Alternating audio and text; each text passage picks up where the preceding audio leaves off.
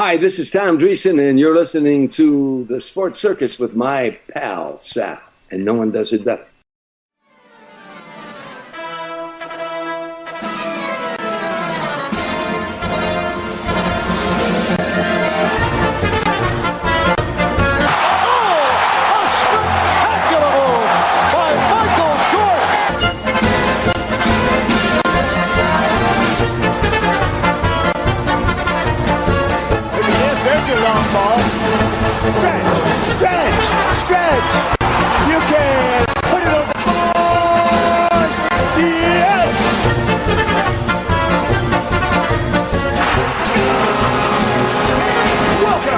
Circus. I'm your Ringmaster Sal, live from Las Vegas in the AMP TV mobile studio. That's AAMP TV. Today's show is brought to you by UppercutChops.com. UppercutChops.com. Check them out at UppercutChops.com for your latest availability of prime USDA, prime Angus, and Wagyu steaks and chops. Wait till you see their best-in-class New York steaks. You want to bite into it. Of course, those ribeyes and, of course, the filet mignon. Hell, even those prime Angus and Wagyu burgers, best I've ever seen, best I've ever had, and frankly, probably be the best you've ever had. Check them out at UppercutChops.com. That's UppercutChops.com, or give them a call and find out what's for dinner. 702-799-9935, 702-799-9935 for UppercutChops.com. Let's round of applause for them. A super applause for Super Steaks and Super Chops. And a big welcome in to everybody listening in on our CBS, NBC, and Fox Sports affiliates and our independents from coast to coast, plus everybody on TV, Hotel TV, in over 500,000 rooms, and all of our affiliates with Cox, Comcast, Spectrum, Frontier, Time Warner, and WOW Cable Television. Folks, we are joined by a very special guest. In fact, let's let him introduce himself. Hi, I'm Brad Pitt, and hi, I'm Tom Dreesen, and Sal, this is the highlight of my career. It's all downhill after this. Yeah, okay, sure it is. Sure, folks, in case you don't know who this guy is, so let me just take this off of TomDreesen.com. Make sure you go there at some point, TomDreesen.com. That's DREESEN.com. So here, this is a little blurb off the site. It says, get to know Tom Dreesen. Tom Dreesen has been in show business for over 50 years. Along the way, Tom has made over 500 appearances on national television as a stand-up comedian, including more than 60 appearances on The Tonight Show. And he was one of David Letterman's favorite guests and frequently hosted, believe me, this guy's been around for a minute. He's hosted the show in David Letterman's absence, and in fact, he's also appeared in countless times in Las Vegas, Lake Tahoe, Reno, Atlantic City, with artists like Smokey Robinson, the great Smokey Robinson, Liza Minnelli, Sammy Davis, Jr., that is. And for 13 years, he toured the nation as an opening act for the great Frank Sinatra. Oh, yeah. This is the guy, folks, and that's why if you're watching on television right now, you get a chance to see a very cool image behind Tom Dreesen. Tom, again, welcome to the show. Tell everybody about that image behind you. That's a painting, a famous artist from Buenos Aires named Marcelo Nero. He painted this. All the years I worked with Frank, when we worked at casinos like Caesars, or we were under contract with 7 different hotels the years I was with him. The MGM Grand, the Desert Inn, the Sands, the Golden Nugget downtown, the Riviera, Bally's. I mean, we worked all those hotels.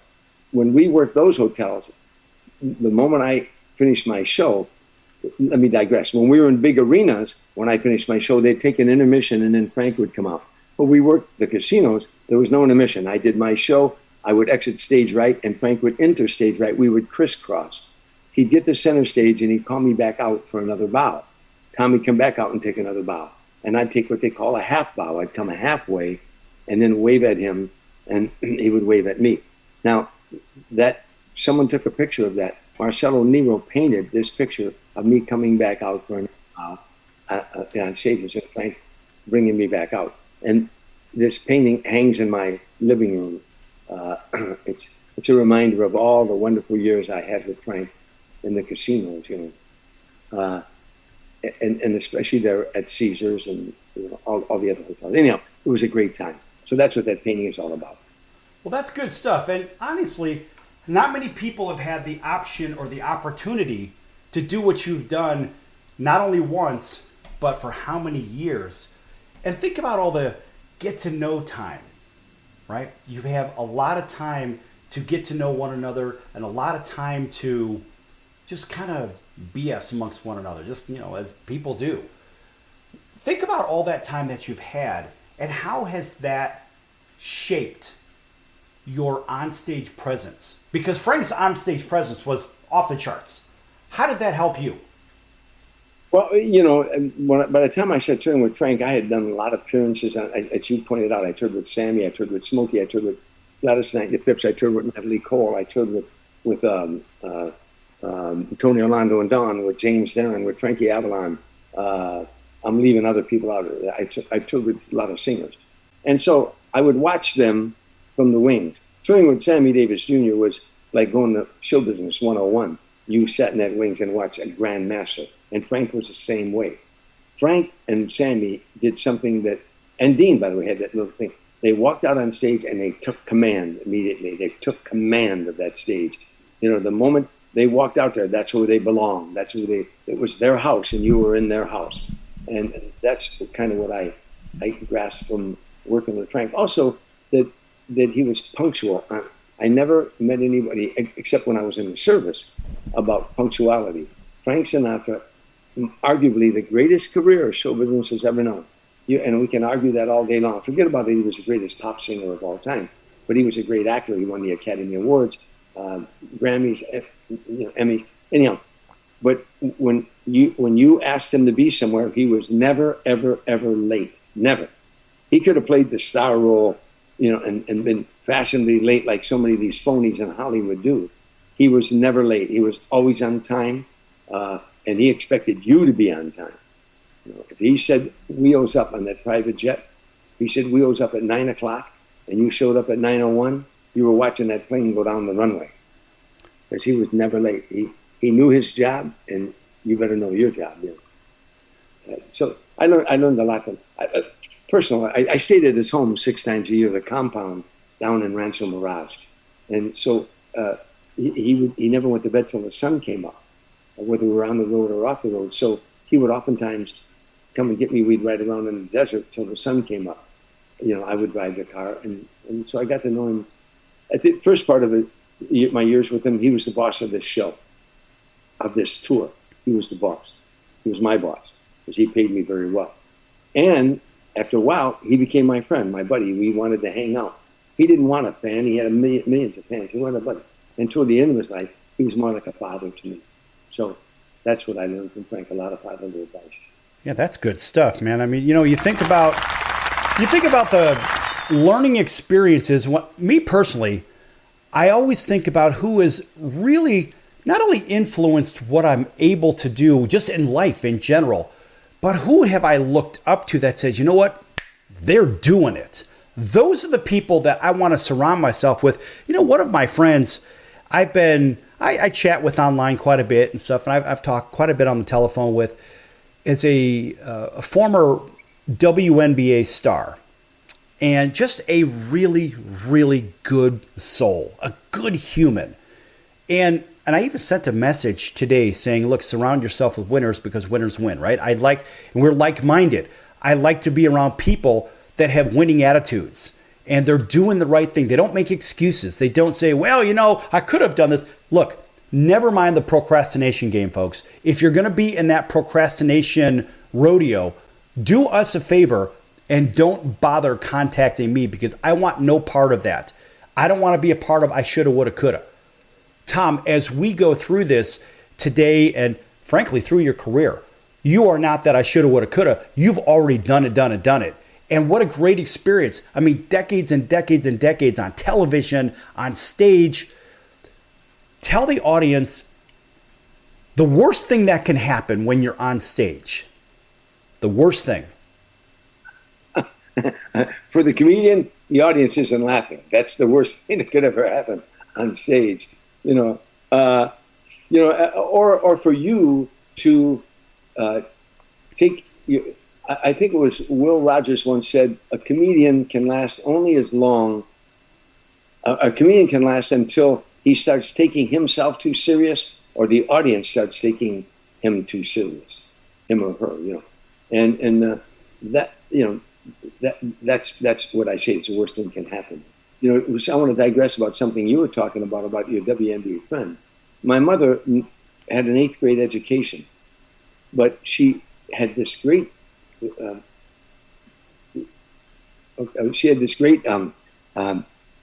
philosophy on life. She once said to me, "Tell me who your friends are, and I'll tell you what you are." And so I always thought that was so silly. Now I realize what it was. It was surround yourself with positive people. Surround yourself with people who want to succeed. Surround yourself with people who encourage you. Successful people want you too to become a success. Successful people want you to become a success. Don't hang around with people who belittle your ambitions. Hang around with people who want you also to become a success. Absolutely. And look, as we close this segment out, folks, you're going to have to stick around with us. Tom's going to be with us for a while today. If you surround yourself with winners, eventually you'll win. It's contagious. You don't want to be around people that are going to bring you down and drag you down. And even if something bad is happening on stage, look, it happens on the microphone as well, right? We don't necessarily look in the audience and see nobody smiling or laughing, but we know in our brain we really made some kind of a mistake. And we're like, uh-oh, how are we going to get around this? Maybe we'll have to clean it up in the next segment. Not really sure. But ultimately, folks, we're going to be back here with the great Tom Dreesen in just a few minutes here at the Circus. Lots more to come. Don't go anywhere. You don't want to miss this one.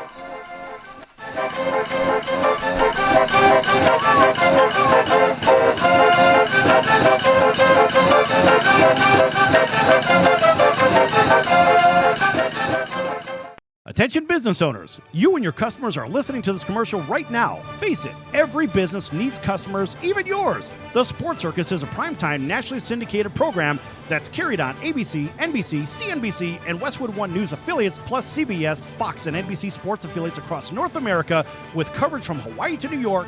Also, the Sports Circus is available to the 180 million subscribers on iHeartRadio, and the Sports Circus gets about 4 million website visitors per month, which could click through your website and bring sales. The Sports Circus provides great content featuring celebrity guests from sports and entertainment to our audience every weekday, which your company could greatly benefit from by increasing your visibility, foot traffic, eyeballs to your website, and calls from potential customers. Call us right now at 702-799-9935. Again, 702-799-9935. Or email us at info@thesportscircus.com. That's info@thesportscircus.com. Drive your sales today by advertising with the Sports Circus.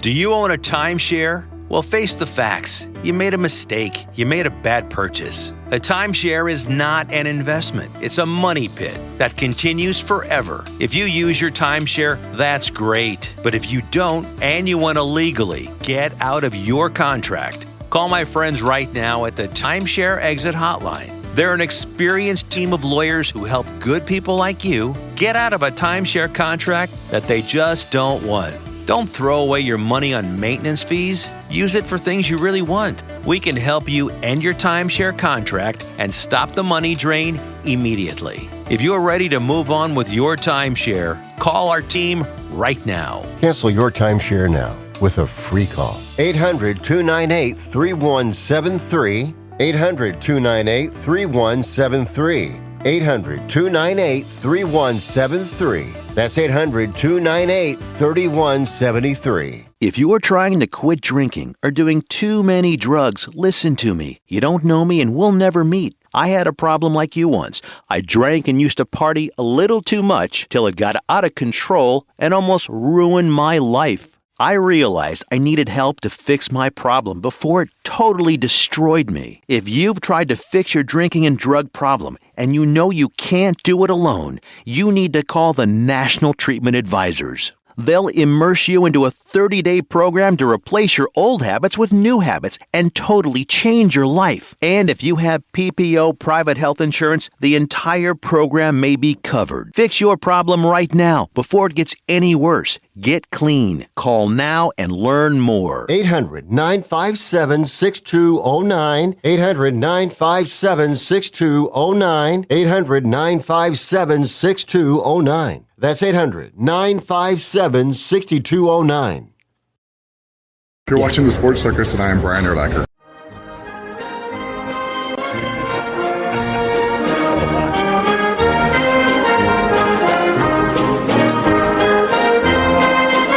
Welcome back to the Sports Circus. I'm Roy Firestone. Now it's time to throw it back to Sal.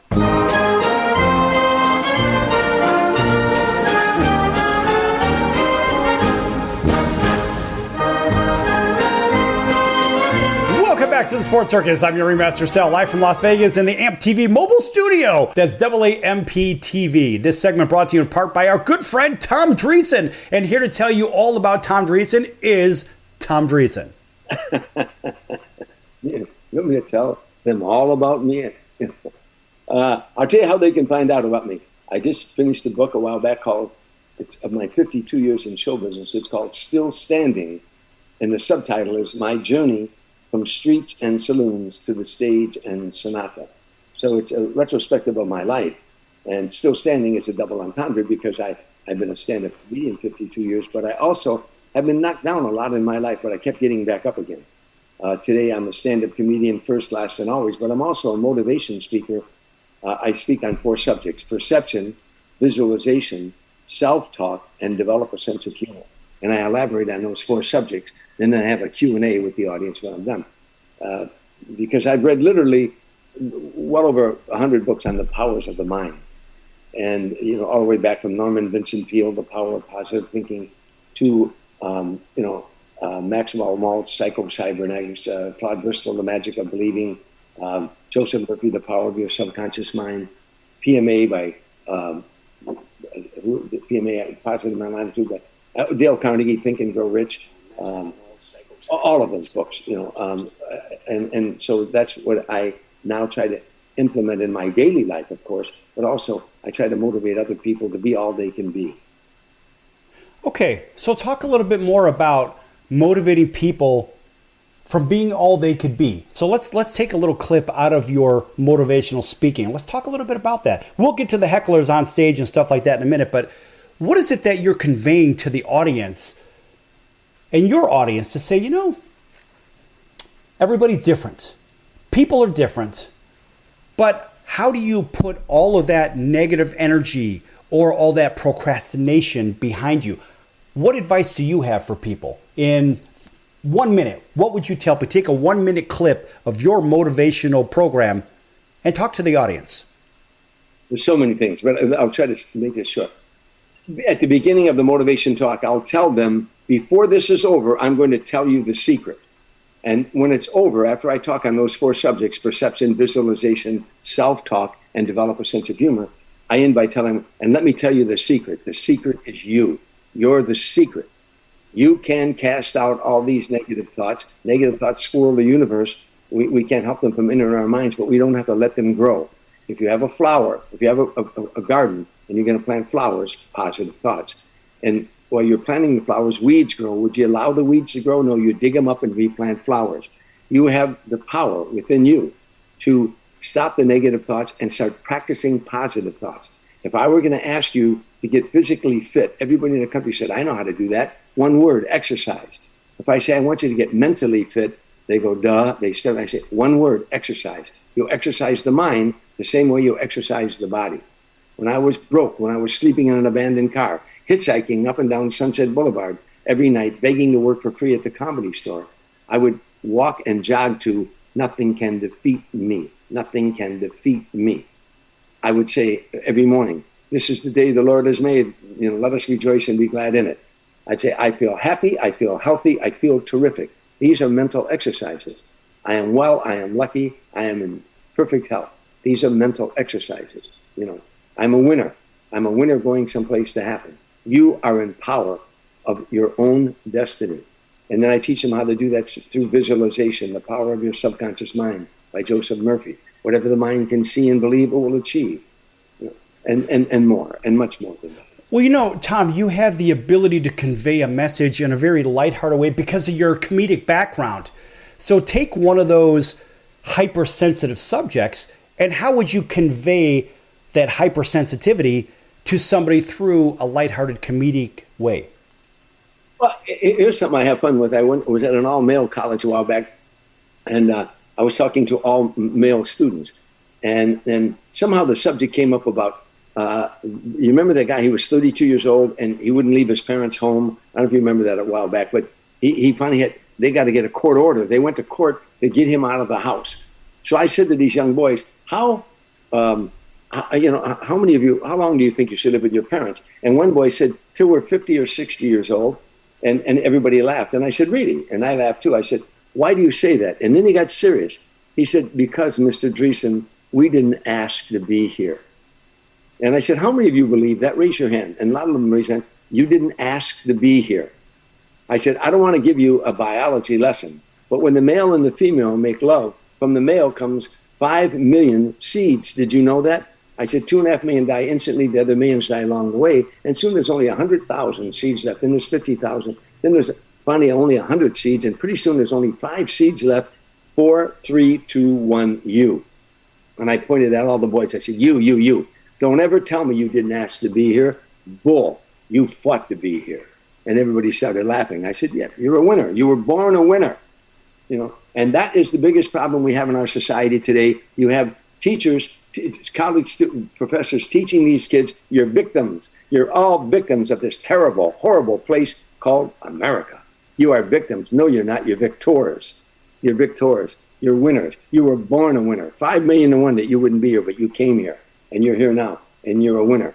And you live in the greatest country on this planet with all the opportunities. Don't let anybody tell you you're a victim. Because if you're a victim, then you're under their control. Only they can help you. You're a victor. You rise above all that. And you can do all it is that you set out to do with a lot of hard work. A lot of hard work and a lot of belief and a lot of faith. And I teach them how to do that. That's incredible. That's great words of wisdom. I wouldn't have thought of the 5 million to 1 thing, not for a second. But what I will say is that people will blow X amount of money to try to win a lottery ticket. Crazy money, not realizing the long odds that they have to overcome. Oh, by the way, you are already a 5 million to 1 shot just getting here.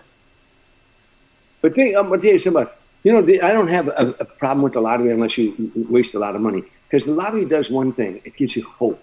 Do you know how many poor people in the world say, I'm going to put this a $6 billion lottery, and they buy that $1 ticket or $5 ticket. But then they say, if I win this, I'm buying grandma a new home, and I'm going to get the kids through college. So for a short period of time, they have hope. They have some hope. And that's what we all need, a reason to get out of bed in the morning. And those of us who found the profession that they love, I'm the luckiest guy in the world. I never thought I'd ever be a comedian, but once I became one, I realized how blessed I am that I make my living making people laugh. So I saw George Burns when I was working at Harrah's many years ago with Sammy Davis Jr. George Burns was appearing at Caesars in Lake Tahoe. And I ran over to catch his show one night, and he was 95 years old. He didn't run out to the microphone, but when he got out there, he did a strong hour and 10 minutes. And afterward, I went backstage to say hello to him, and he was looking at some 3x5 cards. I never forget. He was looking at some notes when I walked in, and I said, hey, George, how you doing? He looked up, and he said, oh, hi, Tommy. He said, I was working on some new material tonight. And I said, that's what I want to be, 95 years old, working on new material. That's good stuff. Well, what's interesting when I'm going to close this segment out with a fun little story here.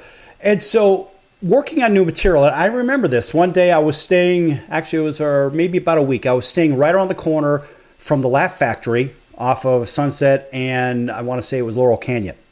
Anyway, is that right? Laurel, right there. Okay. Yeah, and so I happened, it was like 2 o'clock in the afternoon, and I walked from the condos, which was a half a block down on the west side of the street, and I walked down, I'm on Sunset, just kind of meandering my way through. I was like, oh, hey, look, there's the Improv, right? So I walk in, it's kind of a big open space, there's not a lot of seats or anything there, because they had to clean the place out, and there was some wooden booths on the side, and I saw some guy just feverishly writing and really aching. His head was just like, oh God, my head hurts, whatever. But he's trying to come up with some ideas, whatever it was, right? And so the guy turns to me. He looked vaguely familiar. See if I can spit that out. Familiar at a quick glance. I'm like, okay.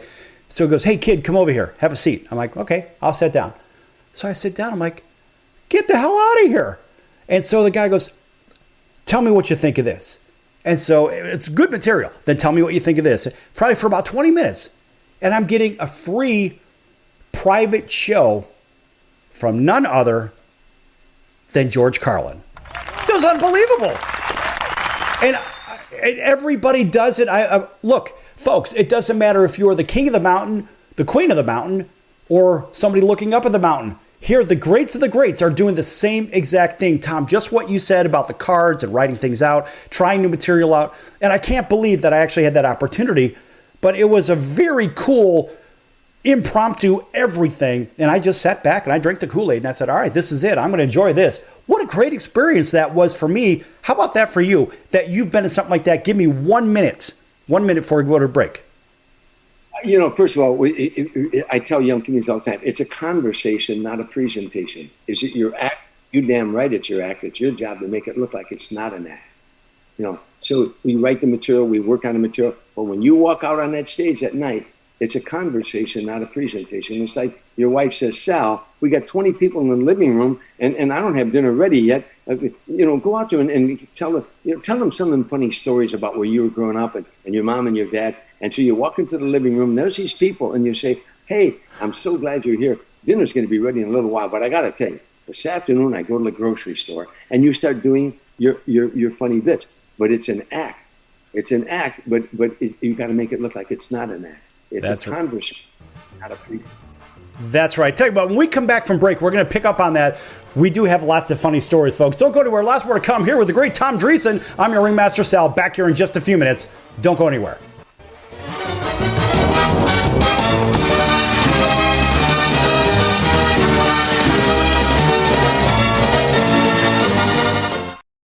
The following is a sample from the Sports Circus.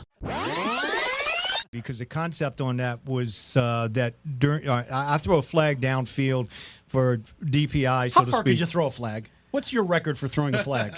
Well, you know what people don't realize. I know there's beanbags or something. There's beanbags, marks the spots. Flags, you've got a little sand in it and you roll it up to a little ball to try to get to the record? Spot. People think that you're throwing it a huge distance. You don't have to throw it a huge distance. You just got to get it on the right line. But do they have like a punt, pass, and kick for flags? No, but you can throw it 15, 20, 22 yards pretty easy. You can throw it pretty good to get it to the spot. Have you ever thrown a flag at a player out of frustration? No. I'll tell you what I did do. Years ago, when I was in high school ball, we used to wear the flag in our back pocket. Most officials wear it down in the front. Yeah, and I went to throw the flag, and at that time, we didn't have all the official supplies like you have now. I used to go to the hardware store and get a fishing weight to put in the yellow flag. He went to the hardware store. Imagine how old I am. You can see how well the NFL really pays well, don't they? So I had this weight in my flag, and it was in the back, and I was on the wing, and I went to throw it, and it got caught in the back of my pants, and I swung it like this, and it went across, it hit the kid in the helmet. The kid looked at me and said, "Now don't go offsides again." You got to try to cover yourself. But as you guys know, years ago.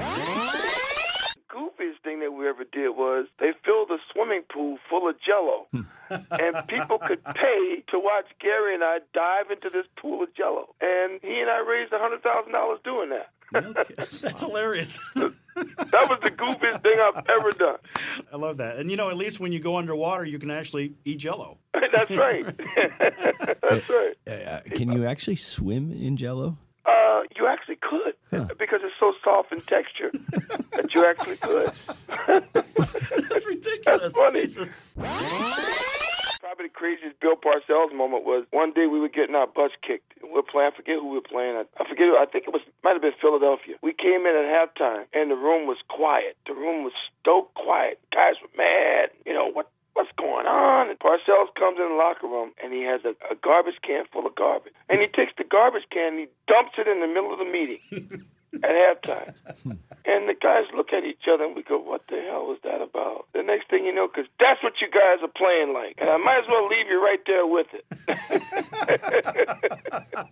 But that was a quietly kept Parcelldism. Please visit www.thesportscircus.com for a complete list of featured guests and previous episodes.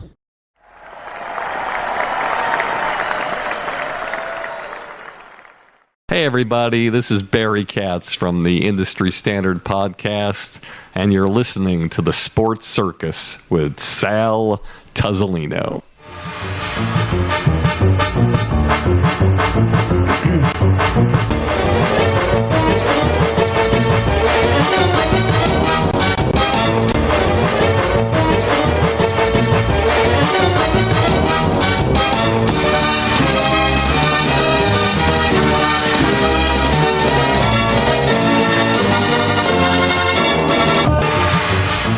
Welcome back to the Sports Circus. I'm your Ringmaster Sal, live from Las Vegas in the AMP TV mobile studio, AAMP TV. This segment brought to you in part by the Sports Circus. Make sure you check out thesportscircus.com for our upcoming guests, a prior guest, or recorded shows, which are our podcasts. Yet we don't do a podcast. We do a regular FCC-regulated show, so we can't say all the bad words like they do on podcasts or satellite radio. Nonetheless, make sure you also check out our partners. The partners page has many great organizations, whether they're nonprofits or for-profits. Either way, they've been with us likely since the very beginning. Check them out at thesportscircus.com. Then just click on partners. Lots of them there. One of them is the College of Southern Nevada Athletics. Check them out for their CSNCoyotes.com events coming up. CSNCoyotes.com. Again, the College of Southern Nevada Athletics. Nice round of applause for them. Back here with the great Tom Dreesen on our CBS, NBC, and Fox Sports affiliates from coast to coast, including our friends over in Honolulu all the way to Atlanta, Auburn, Alabama, Southwest Florida, you name it, we're there. You can't get away from us. Also on television, hotel TV, and every Nielsen-rated market, plus Cox, Comcast, Spectrum, Frontier, Wow Cable Television, and Time Warner affiliates from coast to coast. All right, Tom, in the last segment, I don't know where we were going, but we got there because here we are right now, if you know what I mean. So you were telling everybody about the elements of a joke in between segments, and you asked, are we live or are we on? Well, now we are. What are the elements of a joke for the audience that they need to hear? If you're writing a joke, first of all, if you dissect comedy, it gets boring. But if you're writing a joke, comedy is two things. Number one, it's 9/10 surprise. The audience laughs because they didn't think you were going to say that. So the setup line has to hide the punchline. And the other rule is there are no victimless jokes. Who's the victim? The government, the airlines, you, your daughter, your mother-in-law. Whatever. Somebody's got to be the victim in this joke. Somebody's wrong in the joke. It's all about develop a sense of humor as part of my motivation talk. The greatest gift that God can bestow upon a human being is a sense of humor. And a sense of humor, by my humble definition, is not when you have the ability to laugh at others' shortcomings or misfortunes. It's when you have the ability to laugh at your own. The audience loves it when you poke fun at yourself. The old vaudevillians used to say, when you walk out on stage, the old vaudevillian comedians, the first two jokes are on you.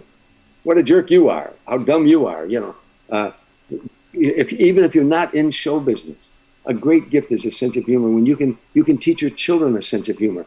You can show them when you do something wrong that you're human. So children look at parents like they're gods of this universe they're in.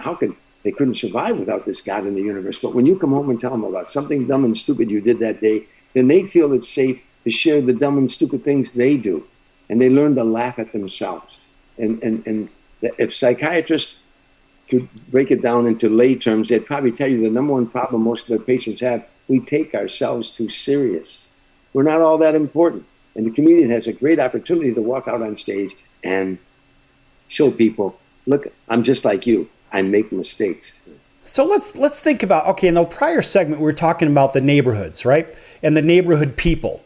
And so the people that are from those kind of extroverted neighborhoods where basically we had chain link fences, if any fences at all, right? So you could see exactly what's going on next door. And if somebody's yelling at somebody or punching someone in the head, like that's what happened in my yard. I mean, all kinds of mayhem happened. And the neighbors knew what to expect from our house. It was always chaotic. But you get thick skin is what I'm saying. In the neighborhood, people had thick skin. So what? So you saw me when I was 5, 6 years old. I'll never forget this. I said a bad word I wasn't supposed to say. I was 5 years old, as a matter of fact. And my mother called everybody in the neighborhood, the parents, the kids. I mean, she literally went calling. When I say call, she knocked on the door. She didn't pick up the phone. No. And she would yell, everybody come here. Never forget this as long as I live.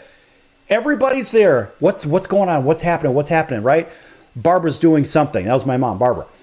Barbara's doing something. So she called everybody.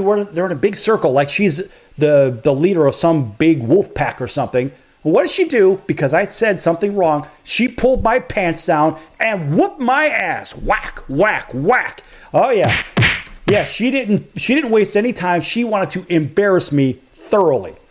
And so this is one of those messages that you get. Now you know, don't use the foul language in front of a whole bunch of people, in front of anybody, or better yet, not only are you going to get your mouth washed out with soap, but your pants are coming down and your ass is going to get whooped in front of absolutely everybody. So this happened to me when I was 5 years old, and I'll never, ever forget it. This is what happened in the neighborhoods, folks, that Tom was talking about. Well, the other thing, too, you just pointed out something that's very unusual. Your mom, in those days, we knew everybody in our neighborhood. And everybody in the neighborhood looked out for everybody in the neighborhood. If somebody fell down, broke their arm, or something, people would bring over apple pies. So whatever it was. But today, people don't know who lives next door to them. We don't know our neighbors anymore like we did in those days. It was great to grow up in those kind of neighborhoods, And here's my point of it all. So your mom pulled your pants down, and she spanked your little bottom. And now, is your mom still alive? No. But did you love your mom till the day she died? Absolutely. Oh, shit. Then she wasn't a bad woman, wasn't she? You know what I mean? That's my point. Were you traumatized? Did it destroy your life of what she did? Don't be afraid.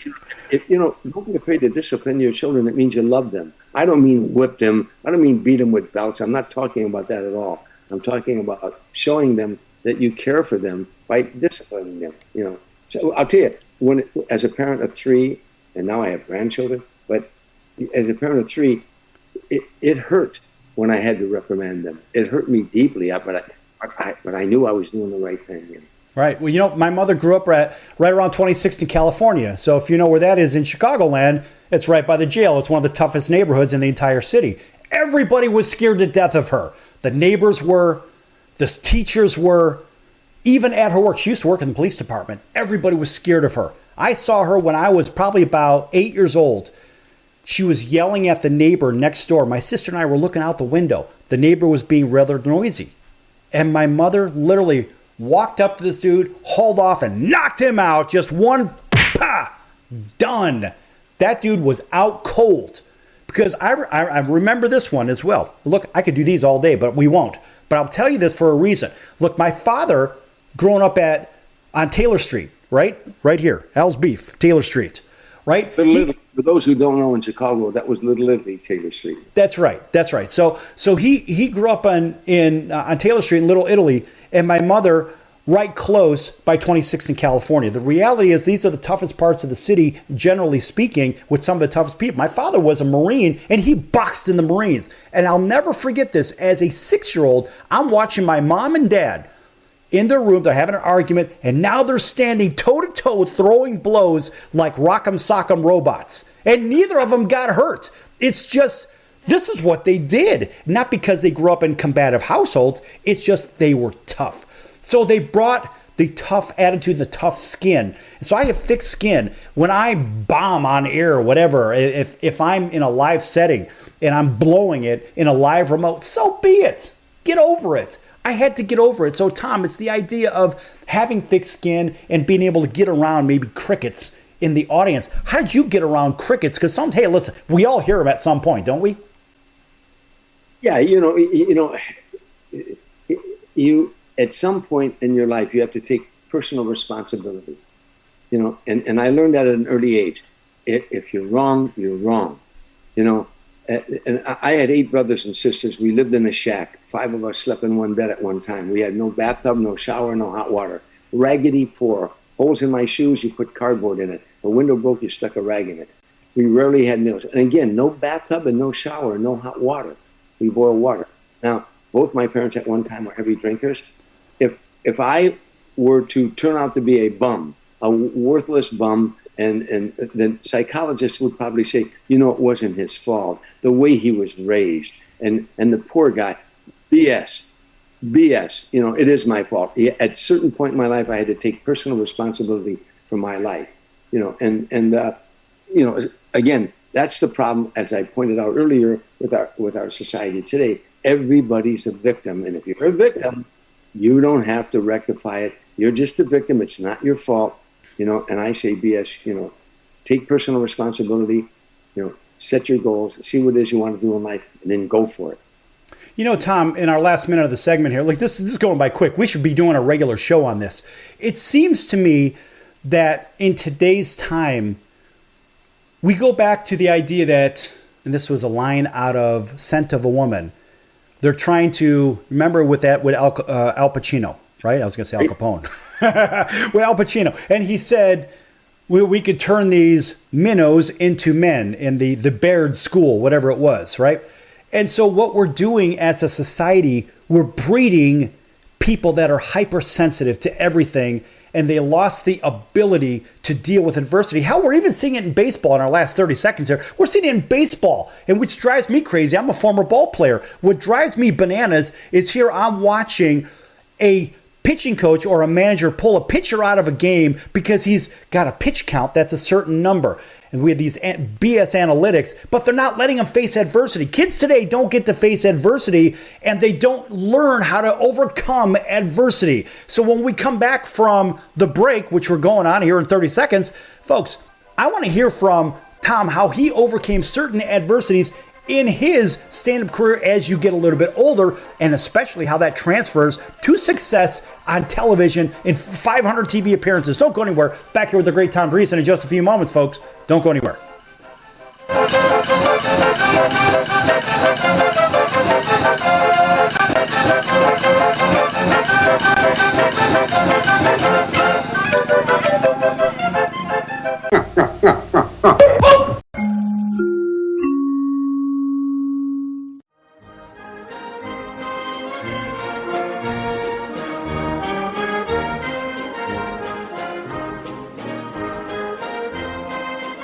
Welcome back to the Sports Circus. I'm Roy Firestone. Now it's time to throw it back to Sal. My favorite one had to do with the Green Bay Packers. And I love the fact that they dealt off Ty Montgomery because of a blown assignment. Green Bay isn't Green Bay unless they have a good running game. Then they can win 10 Super Bowls. The fact is, you don't have a running game. You've got 70% passing, and that's not where Aaron Rodgers needs to be. He needs to be in a position where he's got a running game to offset the passing game and so forth. I like the move. Green Bay didn't have a running game anyway, so all they're doing is saying, we're going to get rid of you because you don't follow instructions. Well, he made one of the most boneheaded plays I've ever seen. There's 2 minutes and 5 seconds on the clock. They traded him on Tuesday. They should have cut him on Sunday night. He shouldn't have been on the plane back to Green Bay. Right, they should have made him walk back to Green Bay. No, it was a terrible play. Now, he's not a stupid guy. He went to Stanford. He's not a dumb guy. He's not a dumb guy, but he doesn't follow instructions. He made a terrible play. The fact is he didn't follow instructions. And you say he's not a dumb guy. His own agenda he put ahead of his team. I agree. Thus, he is a dumb guy. Right or wrong? Wrong. He just got selfish. You're not going to convince me that a guy from Stanford's a dum-dum. No!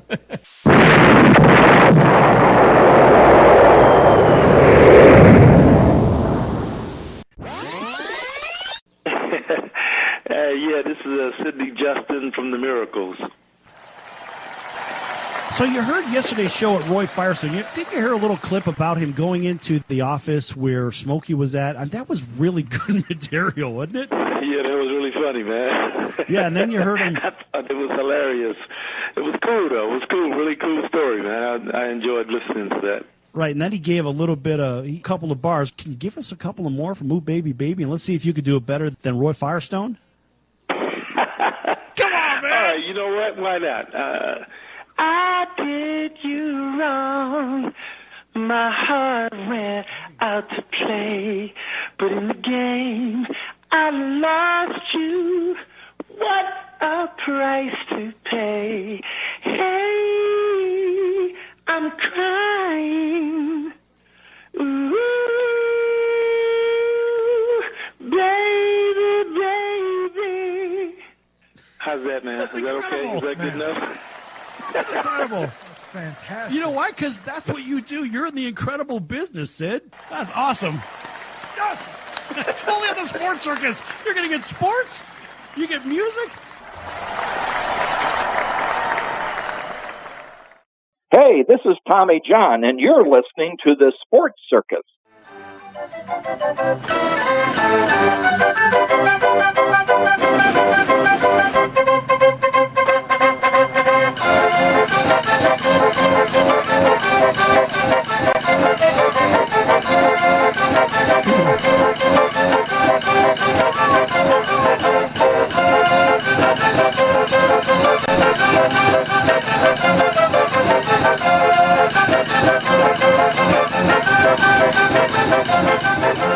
Welcome back to the Sports Circus. I'm your Ringmaster Sal, live from Las Vegas in the AMP TV studio, AAMP TV. Folks, again, make sure you check out thesportscircus.com for our upcoming guests, our prior guests, our recorded shows, which are podcasts. They can be found on Apple, Spotify, Amazon, Audible, Google, you name it, you can't get away from us. Also, make sure you check out the partners page. Lots of great partners on there, great 501c3s. Check them out, folks. I'm not even going to tell you. Just go there, sportscircus.com, then hit the partners page, or you can go to the About page, and you can read about us as well. Anyway, back here with the great Tom Dreesen. And Tom, 13 years opening up for Frank Sinatra, 50 years plus on stage, 500 plus television appearances, 60 appearances, Tonight Show, if I'm not mistaken, filling in for David Letterman. Folks, the list goes on. If I continue on, we'll actually run out of time, and we'll be saying and signing off. So, Tom, welcome back to the show once again. Nice round of applause for you. And we're talking in between segments about neighborhoods and hanging out with people, because it's kind of what we do where we're from. And it doesn't matter how much money you have, what part of the city you're from. We all have the same city type of experiences. And I believe that there are certain parts in America that are missing that neighborhood feel, that neighborhood camaraderie, the neighborhood foods, right? Everybody has their area foods. Me personally, this is one of my personal favorites. These are close friends of mine, and that's Al's Beef, alsbeef.com. Check them out at 1079 West Taylor in Chicago. Best damn Italian beef sandwich I've ever had. Probably be the best you've ever had. And I don't even get paid for saying this. I just dig it. All right. Anyway, Tom, where do we leave off? But, I don't know where we left off, but I want to say something of why stand-up comedy is the greatest profession on this planet. As I told you earlier, that the greatest gift that God can bestow upon a human being is a sense of humor. And again, the sense of humor is not when you have the ability to laugh at others' shortcomings or misfortunes, you have the ability to laugh at your own. But for a long time, we've always known that laughter is a psychological deterrent. That no one's objected that. 10,000 years ago, the Indian tribes had their medicine man made people laugh. He would be like a clown. So we've always known that laughter is healing. It used to be a theory. It's not anymore. That laughter is psychologically a deterrent. If the brain can't think of two thoughts at the same time. So if a person is watching a comedian or listening to a comedy album, they're not thinking about their problems, they're laughing. So it's a psychological deterrent. But also, because of a guy named Norman Cousins, he wrote 3 books, but 2 of them were like Laughter Math, and the other one's called The Anatomy of an Illness. He was the editor of Saturday Review, and he had a heart condition, and he was dying. He was in the hospital, and the doctors told him he's going to die. And they told him it was because of negative input stress that created this heart element. So he laid in the hospital, and he thought, if negative input made me ill, then positive input should make me well. So he checked out of the hospital, and he would only watch I Love Lucy reruns, Candy Camera, Three Stooges, The Marx Brothers. He wouldn't watch any evening news. He lived 27 years after the doctors told him he's going to die. Because of him, UCLA did research on what happens to the human body when it laughs. And you have a hearty laugh, and after that laugh, you go, oh, and the sense of well-being comes over you, is because your body has gone through an actual chemical change. That when you laugh heartily like that, endorphins are released from the brain into the bloodstream. So laughter is not only psychologically a deterrent, it's physiologically therapeutic. So therefore, comedians are physicians of the soul. So you can call me Dr. Dreesen if you'd like. Dr. Dreesen. Dr. Dreesen with us. Check him out, by the way, at Tom Dreesen, DREESEN.com. You can read all about Tom. The guy's been in the rodeo for a long time. Tom, I have to ask you this, and I forgot to ask you this last time you were on the program. So look, being a guest, and now I can relate partially to this. Being a guest on a program is one thing, whether it's television, radio, whatever the hell it is, right? Radio is theater of the mind, which sometimes is a little bit more difficult, right? Because there's no facial expressions that come across. It's just your own abilities. But being a guest on a program is one thing, but what about, so let's just say you were a guest on The Tonight Show, which is great, supersonic great. But then, oh, by the way, Tom, we want you to fill in and you're going to host the show. It's a completely different element of being one of versus one. Tell everybody about your first experience and how you handled that. Well, I hosted little local shows sometimes. In Chicago, at one time, they had a pilot of me doing 5 nights. I took over Oprah Winfrey's studio. She was on hiatus. And ABC, a guy named Joe Ahern, the president of ABC, gave me my own late night show following Nightline just for an experiment. And it went very, very well. We actually did real well in the ratings. It's a long story, but anyhow. But then, and that was fun. Because then, again, as a host, as you know, what you're doing right now, I had to lead my guests into stories that they thought were poignant or funny. And if they didn't, then you would fill in somewhere. When I hosted the David Letterman show, that was a different ballgame. To me, it was a little more pressure because this was David's show. And those people came in that audience to see David. They had signed up for tickets for months in advance, didn't know that he'd be ill at the time. So when you walk out, you got to do something to get them right now. So when I walked out on David's show to host the show, and they were, ladies and gentlemen, the David Letterman show, David's guest host tonight is Tom Dreesen, and welcome, Tom Dreesen. I walked out, and the people applauding, and I said, how many of you out there, be honest now, how many of you out there were still hoping Dave was coming out? And applaud. And of course they applauded. And I said, I know how you feel. I'm a little bit disappointed myself, But right. The joke is on me, Well, and see, the reason I ask about this, the reason I ask is because it's real easy being one of a group that's on air. But when you are the center point, and maybe you're filling in, and like in your situation, people are looking for David, but David's not there. And now it's Tom. Now you've got to bedazzle the crowd in a similar fashion, but different. How do you differentiate yourself? See, in acting, I studied acting in Chicago and in LA. So I've done film. I've acted in film and sitcoms and Murder, She Wrote and Columbos and stuff like that. But in acting, there's a fourth wall, the imaginary fourth wall. When you're acting, you've got upstage, that's a wall. Stage left, stage right, those are walls. And then there's a wall between you and the audience while I'm holding my brother's head in my arms and I'm sobbing because he's dying. Whatever. They're not there, the audience. They're not there. There's a imaginary fourth wall. But when you're a stand-up comedian or a host, that wall comes down. So the first thing you do is you talk to the people. You get in touch with the audience. Make them a part of it. This isn't me pontificating. You're with me in on this. We're all in on this. Guess who our guest is? Guess who's coming out? And I'm going to enjoy them as much as you are. You make yourself a part. Anyhow, if you can do that. Well, I think about the idea that if you are a part of a show in the first place, you've earned it. Somehow, some way, you put yourself in a position to be on a show or to be interviewed or whatever the heck it is. And so somebody believes that you're worthy enough to be there. So therefore, if the audience is there, look, there's going to be a level of professionalism that they're going to expect. I mean, you never know what's going to happen. That's why I always tell people on this program, it's live, folks. Anything could happen, because truly anything could happen. Power could go out. I told you a little bit about a story I had when Lee Steinberg came out of the show. The first time, the power went out in the building. And I was like, what do we do? Right? Improvise. Luckily, I was able to improvise. And anyway, we got through it. But at the end of the day, you still are good enough to be there, but you've got to be even better to be able to get through those unforeseen issues. So now, listen, we've got about 3 minutes left. Take 1 minute and talk to me about an unforeseen issue that has happened while you were on stage or on a live TV set and you didn't know what to do. Well, that's rarely happened to me, but what happens sometimes is you go up on your lines. It's what they say, you forget your next line. First of all, let me digress. Prepare. And, if you're totally prepared, you can ad-lib within the confines of that. So you don't go out there and try to wing it.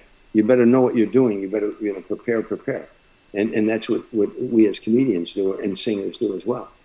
So if you, years ago, there was a guy named Maury Amsterdam. He used to be on the Dick Van Dyke Show. Maury Amsterdam was a comedy writer and a very good one.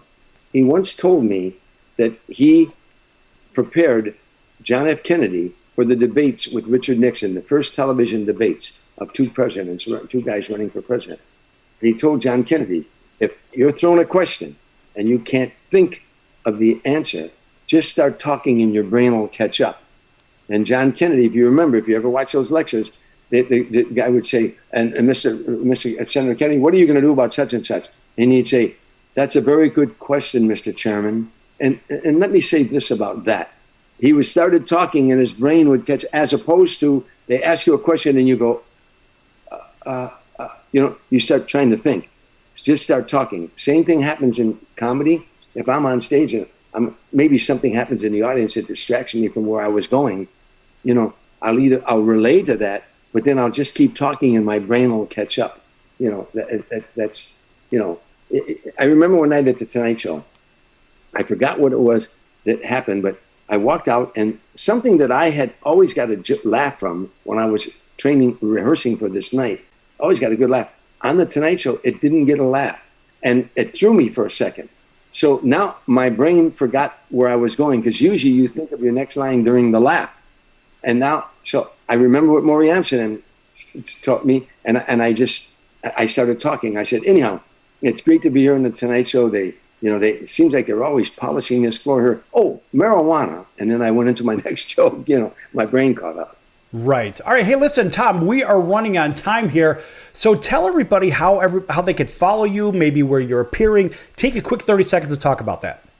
I'm going around the country doing a show called The Man Who Made Sinatra Laugh. It's a 90-minute show of stand-up comedy and storytelling. And you can find that on my website. I'll be doing it in Richmond, Virginia, Joliet, Illinois, and I'm doing all that. And then I'm also giving a big motivation speech at the Comedy Store, the world-famous Comedy Store in Hollywood, on April 22nd. And everybody's invited, people from all walks of life, but a lot of people in our industry, writers, producers, directors, actors will be there. So it's going to be a fun afternoon, a Sunday afternoon. And I'm writing, and there's a documentary coming out on my life from my book. My book is called Still Standing. You can get it on Amazon. It's got over 465 five-star reviews. I know it sounds like bragging, but I'm very proud of that book because it's my life, and it's triumphant, and it's for people who struggling in life. I did too, but all my dreams came true. All my prayers were answered. I'm the luckiest guy in the world. I don't think luck has a lot to do with it. Perseverance has a lot to do with it. And guess what, Tom? You have earned it. Nice round of applause for the great Tom Dreesen. And Tom, we're going to bring you back. Of course, we talked about this before. Now we're going to, because we have a better setup now, and we have a lot more freedom in the programming. So guess what, Tom? Always a pleasure. We'll look forward to having you right back here on The Circus. And folks, everybody else just tuning in, you just missed out. Go back to thesportscircus.com, replay the episode. And if you're on Facebook as well, you could do that there too. For the great Tom Dreesen, I am your Ringmaster Sal, and we'll see you next time right here on your favorite station. So until then, so long, everyone.